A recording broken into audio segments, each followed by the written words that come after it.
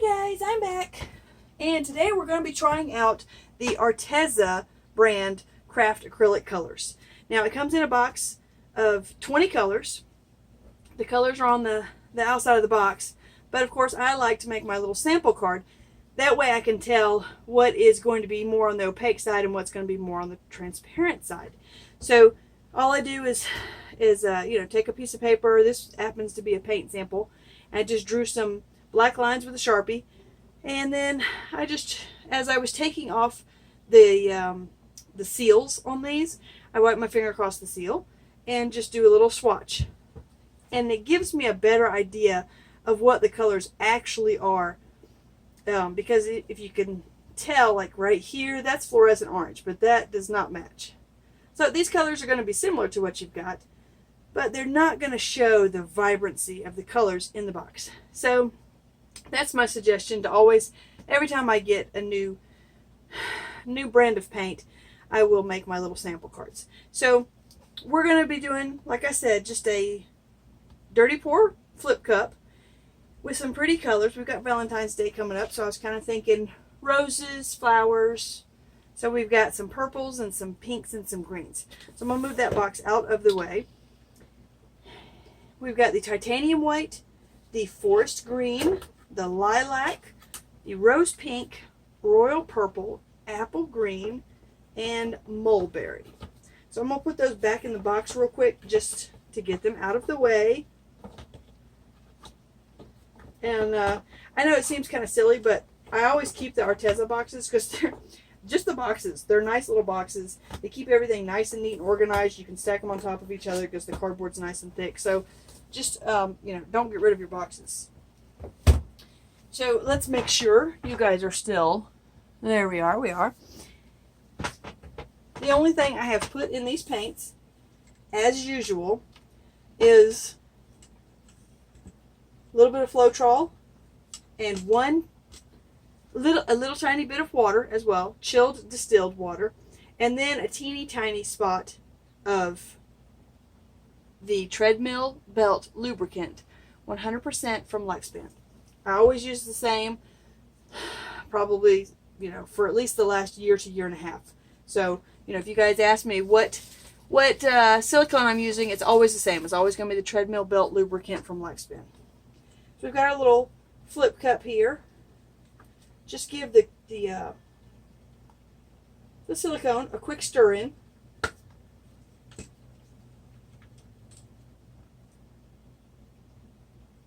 And again, I like to tell you guys a quick tip.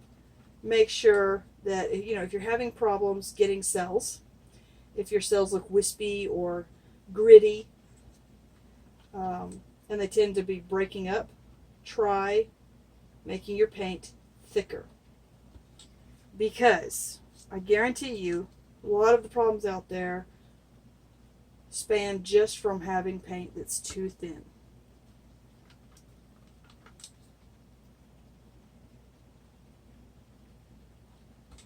I just thought these colors went pretty together, and this will also kind of show you, because green and pink can make a muddy color, this will show you whether or not the Arteza paints are going to make muddy colors.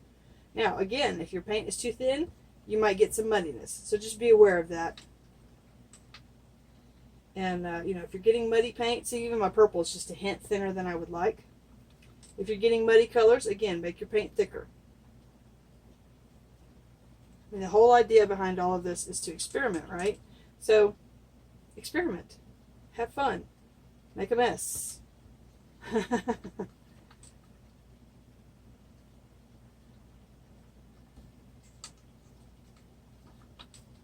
These colors are so pretty and vibrant.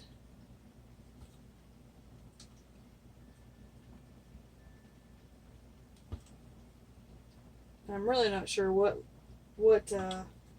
order we had these in, so I'm hoping we're doing some of these in a slightly different order.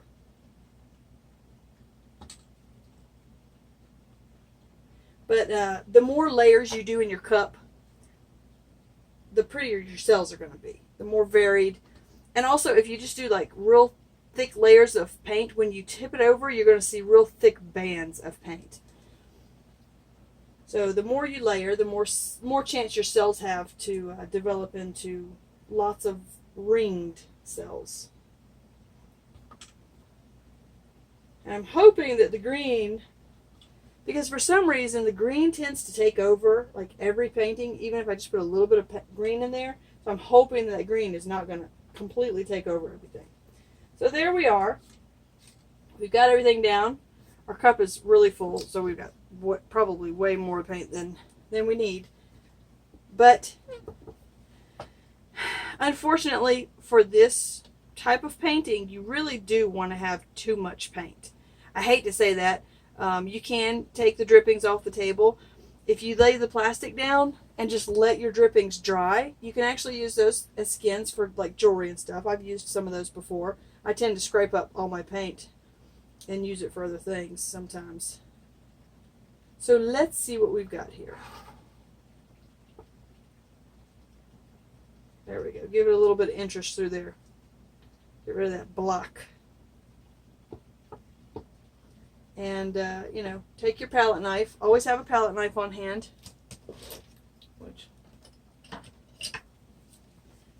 And scrape out your cup and add it to the corners. And that way your paint will more easily go over your corners. I've probably said that 100 times, but I'll probably say it 100 more. It really does help your paint go over those corners. And corner catchers. You've got to have your corner catchers. I can't say that enough. I use corner catchers all the time. I believe heavily in corner catchers. So just take your cereal boxes and cut them into, you know, 2-3 inch strips. So I can see a lot of air bubbles popping. That's because I just mix up this paint. So if you let your paint, if you have the patience to let your paint sit overnight, then you won't have nearly as many air bubbles. And as you can see, our cells are coming up. So pretty.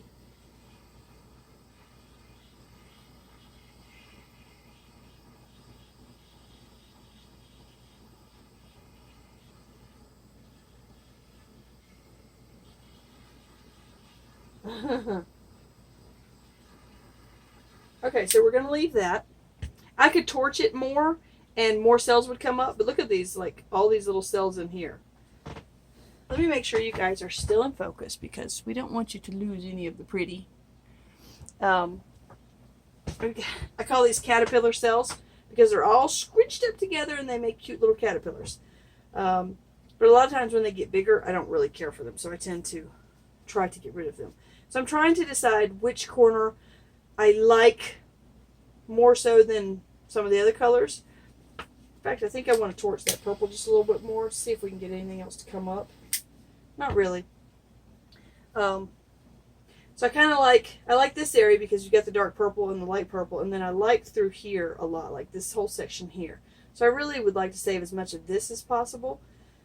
This dark green, I don't like it. It's bothering me. So that will pour off last. So the part that you really dislike the most, pour it off last. Pick the part you like the best. That way you can, I like probably this part of it. This part I don't like. So let's, you know what? Because we have some leftover paint, I'm going to go ahead and wet down the canvas around it because there's some cells on this side. There's just some of that area I don't want to lose. So if you wet down your canvas, you will save more cells because your paint will roll over itself. So these cells will completely go away. All these cells will kind of roll over this, and you might lose some of those as well. So you get your entire canvas wet, all that wet paint sort of pulls the paint to the side instead of making it roll over top of itself. Okay, there we go. That should be plenty good enough. Now, again, with my corner catcher, I'm going to touch the sides here, but I'm not going to hold it to the corner because I want the paint to come out the corner and not off the sides. The slower you go, the more your cells will stay intact, more like circles. except when they get squinched up along the side. Then you kind of, there we go. And if you kind of pull the side catcher this way, it pulls the paint down and catches the sides of the painting. But you can see how these have multiple rings in them. I hope you can see that because they're so pretty. So we're going to move all the paint back to the center. And then I think, you know what, I think we're actually going to go off this side because I'm liking what I've got here. This little spot right there bothers me. But I'm hoping maybe once we go off this side, it'll kind of go away. Oh, no, I think I'm going to go off this corner. Yeah. Okay, so we're going to pour it off, slowly tilting. I'd really like to get rid of that weird green caterpillar over there, but I don't think, unless I pour a lot of paint off, I don't think I'm going to be able to get rid of that. There we go. I sort of pulled the caterpillar off that way. And make sure you catch your corners before you move on. And make sure it's the right colors. I'll pour it off a little bit that way. There we go. And back towards the center. And as you can see, as we're stretching out the paint, more cells are getting more rings to them. So let's go off of this corner. And then we'll take it off that corner. And it will be done.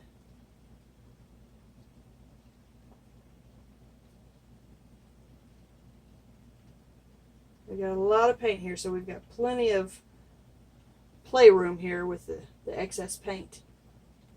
There we go. And we're going to move it back this way, and then we'll take it off that other corner. Just don't take it too far because you'll stretch your cells on the sides too much.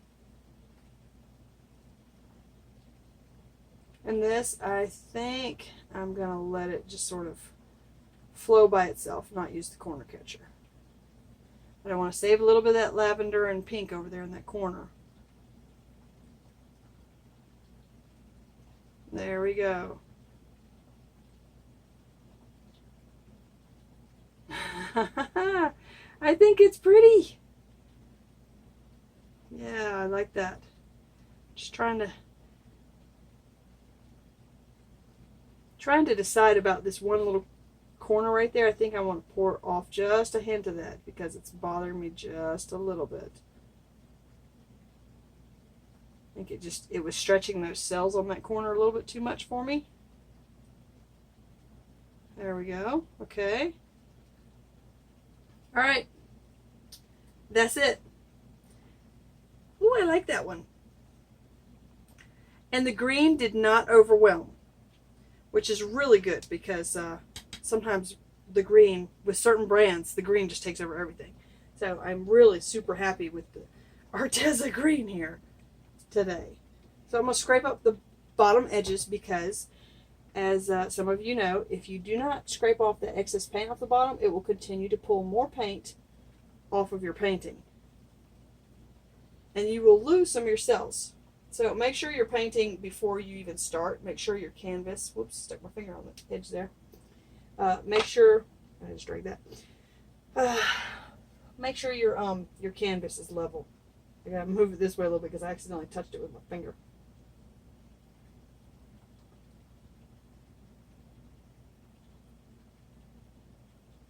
There we go. Okay. Whew. Let's bring it back. We stretched out a little bit because we had to do that, but that's okay. It really didn't do too much. Plus I got rid of that blip where I stuck my finger in it. So just be careful with your fingers too. Alright, so let me take my gloves off here and I will get you down for a close-up.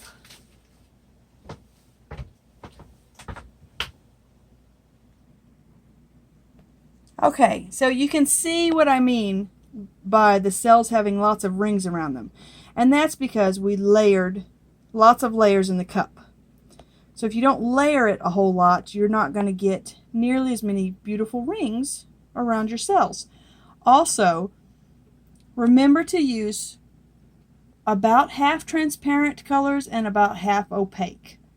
That really makes a difference in how many rings you get around your cells. I kind of like this area up here. It's a little more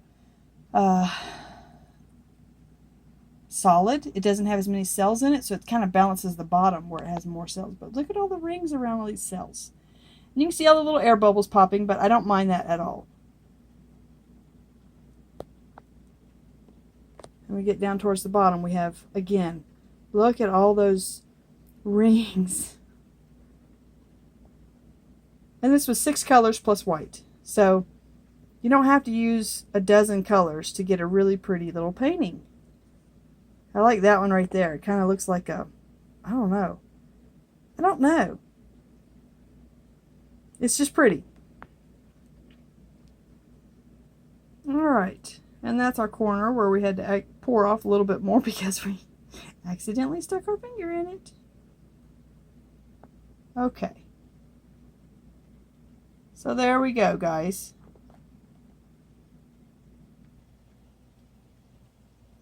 Alright, guys. So there is your pretty for today. Remember to check out all the Arteza links below. I will have the new link for the Arteza Craft Paints, as well as all the other links to all the other Arteza products that we've been using lately. So I would definitely recommend these craft paints. They're really pretty. They have a nice thick consistency in the bottle. They mix really well with floetrol, and obviously they work really well with this particular silicone. The colors are nice and bright and just gorgeous, and real super easy to mix and to use, and just okay. So yeah, go order some of these Arteza craft paints. Really pretty, and see what you can do with them, and let me know. As I said, use the links below, and if you'd like to donate to my PayPal channel, that link is below as well. And I appreciate each and every one of you, all the love and kindness and wonderful comments you've been sending my way. And for those of you who have been with me from the very beginning, I still see a few of your names out there leaving comments. I get the greatest joy from seeing you guys sometimes. You know, you make my day. Sometimes you make my entire week just when you leave a little comment. Hey, I've been around since the beginning. I've really seen you progress. Whatever. Really enjoy seeing those comments. So just keep them coming. Any suggestions, anything you'd like to see that I haven't done in a while, please let me know. And please understand, I do read all your comments. Sometimes it takes weeks, sometimes even months. I hate to say that, but sometimes it does take months for me to get back to them. So just be patient, but know that I do read all of your comments, and I appreciate each and every one of them. So wherever you are on the planet, I hope you're having an awesome afternoon. See you later. Bye.